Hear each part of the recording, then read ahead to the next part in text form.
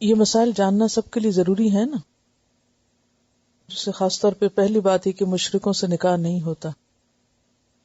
آپ دیکھیے کہ یہاں عام طور پر یا کسی بھی ایسی ملٹی کلچرل سوسائٹی میں جہاں مسلمان رہتے ہوں وہاں ایسی بہت سی مشکلات سامنے آتی ہیں، اور الفاظ کتنے سخت ہیں. اور ابھی تلاوت جب ہو رہی تھی کہ اولئک یدعون الی النار، ایک مسلمان لڑکی یا لڑکے کا کسی مشرک سے نکاح سیدھا سیدھا کیا ہے؟ آگ کا راستہ. دنیا کی ایک خواہش کو پورا کرنے کی خاطر آخرت کا سراسر نقصان. لیکن کتنے مسلمان گھرانے ایسے ہیں جن میں یہ احساس اور شعور بھی اب باقی رہ رہا ہو. اور اس چیز کی بھی بچپن سے ہی بچوں کے ذہن میں اہمیت ڈالنے کی ضرورت ہے. یعنی یہ موضوع ہو سکتا ہے کہ آپ سمجھیں کہ آپ کو بچوں کے ساتھ شیئر نہیں کرنا، لیکن اچھے انداز میں آپ بچوں کے ساتھ شیئر کر سکتے تاکہ انہیں اپنی لمٹس اور حدود کا پہلے سے ہی پتا ہو. چلیے تھوڑا سا اس کو مزید دیکھتے ہیں. تفسیر وَلَا تَنْكِحُوا الْمُشْرِكَاتِ حَتَّى يُؤْمِنَّ، اور نہ تم نکاح کرو مشرک عورتوں سے یہاں تک کہ وہ ایمان لے آئیں. جیسا کہ بات یہ ہوئی تھی کہ یہ آیات امت مسلمہ کو بحیثیت ایک امت مسلمہ کے فرد کے اپنی ذمہ داری پوری کرنے کے لیے تیار کر رہی ہیں. تو اس تیاری کا ایک حصہ یہ بھی ہے کہ نکاح اور طلاق اور شادی بیاہ کے معاملات کو بھی صحیح طریقے پر چلایا جائے یا صحیح طریقے پر ادا کیا جائے. جس شخص کے ذمہ دوسروں کو اسلام کی طرف لانا ہو، اگر وہ خود ہی ان کی طرف ڈھلک جائے، جھک جائے، تو وہ اپنی ذمہ داری تو بھول ہی جائے گا کہ اسے کیا کرنا تھا. تو چونکہ اس میں اپنے ایمان کے جانے کا اندیشہ ہے اور نسلوں کے ایمان کے جانے کا اندیشہ ہے. بھلے اگر کوئی شخص یہ حجت پیش کرے کہ نہیں میرا ایمان بہت سٹرونگ ہے اور ایک دفعہ شادی ہونے دے، بعد میں لڑکی کو مسلمان کر لوں گا اور پھر دیکھا جائے گا، تو نہیں. اللہ تعالی زیادہ بہتر طور پر جانتے ہیں کہ کون سی چیز انسان کے حق میں فائدہ مند ہے اور کون سی چیز نہیں. تو اس میں کوئی کمپرومائز نہیں کیا جائے گا. اور اگر کوئی یہ ثابت بھی کر دے کہ ہاں اس کا ایمان بہت مضبوط ہے، لیکن آئندہ نسلوں کا کیا ہوگا؟ بچوں میں جو کھچڑی پکے گی، بچے کس دین پر ہوں گے؟ باپ اپنی طرف کھینچے گا، ماں اپنی طرف کھینچے گی. اگر اپنا دین بچا بھی گئے تو آئندہ نسل کا دین داؤ پر ہے. تو بحیثیت امت مسلمہ کے دین کا بھی نقصان ہے یہاں. دوسری بات یہ ہے کہ اسلام اور شرک دو بالکل اپوزٹ چیزیں، اور ان دونوں کے کلچر بھی بالکل مختلف ہیں. نہ صرف یہ کہ عقائد میں فرق ہے، طریقہ زندگی میں بھی فرق ہے، طرز زندگی میں بھی فرق ہے.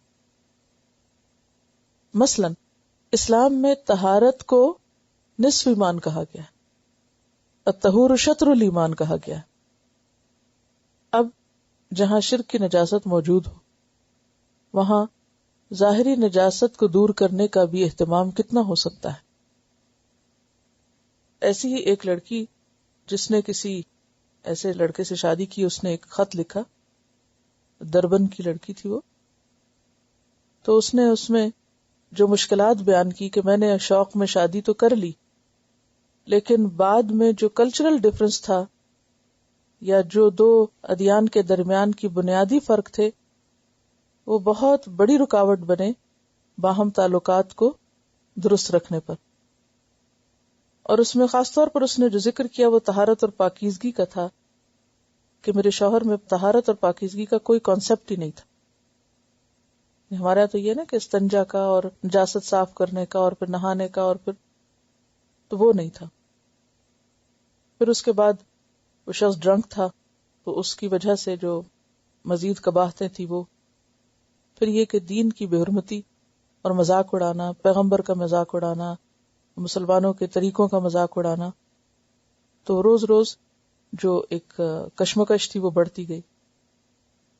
پھر بعد میں بچوں کے ناموں پہ جھگڑا، بچوں کے دین پہ جھگڑا، اور الٹیمیٹلی کیا کہ وہ چونکہ خدا کا خوف ہے نہیں اسلام میں، تو شادی کے بعد سب سے بنیادی جو چیز ہے اس تعلق کو درست رکھنے والی وہ تقویٰ ہے. تو وہاں یہ تھا کہ وہ چونکہ خوف خدا نہیں، کوئی رکاوٹ نہیں، کوئی بندش نہیں، تو وہ لڑکا ادھر نکاح کر کے ساتھ دوسری لڑکیوں کے چنگل میں بھی پھنسا ہوا تھا. اگرچہ مسلمانوں میں بھی یہ چیز کچھ کم نہیں رہی، لیکن یعنی اس بچی نے اپنی جو مشکلات بتائیں اور دوسری بچیوں کو ایک تلقین کی کہ کوئی اور ایسی غلطی نہ کرے، کیونکہ ایسے رشتے کو نبھانا جو ہے وہ ایک عذاب سے کم نہیں، ایک مشکل سے کم نہیں. تو وہ عارضی اور چھوٹی چھوٹی مشکلات تو اپنی جگہ، لیکن اللہ تعالیٰ نے بالکل کھول کے سبب واضح کر دیا کہ اولئک یدعون الی النار، ایک تو جہنم کی آگ ہے. لیکن جب دینی معاملات میں شوہر اور بیوی کے درمیان بہت بڑا فرق ہو تو دنیا بھی آگ بن جاتی ہے، دنیا بھی جہنم بننے لگتی ہے.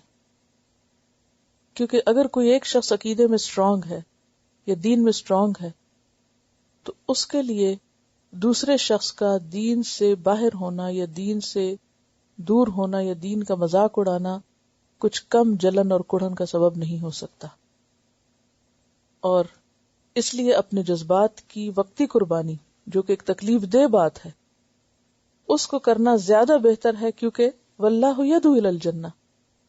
آج تم اپنی محبوب چیز اللہ کی خاطر چھوڑو گے تو اس کے بدلے میں جو صبر کرو گے اللہ تعالیٰ تمہارے لیے جنت کا وعدہ کرتا ہے. کیونکہ انسان کا جس چیز پہ دل آ جائے اس سے خود کو روکنا یا بچوں کو روکنا ایک مشکل کام ہے. لیکن اگر اس قربانی کو انسان اللہ کی خاطر کرتا ہے، دین کی خاطر کرتا ہے، تو نہ صرف یہ کہ دنیاوی اعتبار سے انسان مشکل سے بچتا ہے، بلکہ دینی اعتبار سے اللہ کے ہاں اس صبر پر بہت بڑا اجر پائے گا. اس لیے فرمایا کہ واللہ یدعو الی الجنۃ والمغفرۃ باذنہ ویبین آیاتہ للناس. اللہ نے اپنی آیات واضح کر دی ہیں لوگوں کے لیے، لیکن اگر لوگ ان آیات کو پڑھیں ہی نہ، جانیں ہی نہ، آگے اپنے بچوں کو بتائیں ہی نہ، ان حدود کے بارے میں واضح ہی نہ کریں، تو پھر اللہ تعالیٰ نے تو بندوں کے ساتھ اپنی رحمت کی ذمہ داری پوری کر دی. اب یہ بندوں پر ہے کہ وہ کیا کرتے.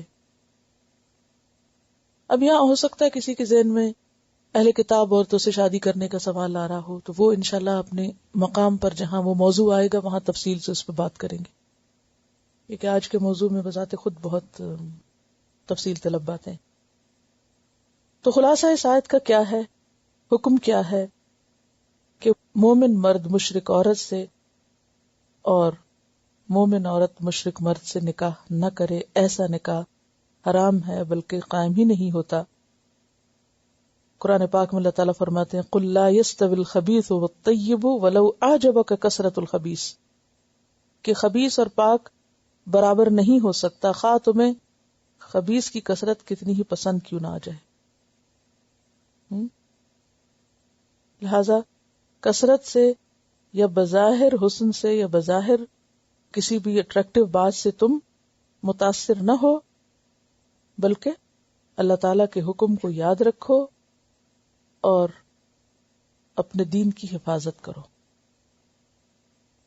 اور اس معاملے میں اگر تمہیں اہل ایمان میں کوئی اچھے سٹیٹس کی خاتون نہیں بھی ملتی اور غلام خاتون سے تمہیں بدلے میں نکاح کرنا پڑتا ہے یا غلام مرد کو قبول کرنا پڑتا ہے، تو وہ کر لو، وہ کہیں زیادہ بہتر ہے، کیونکہ اس میں ایمان کی حفاظت ممکن ہے.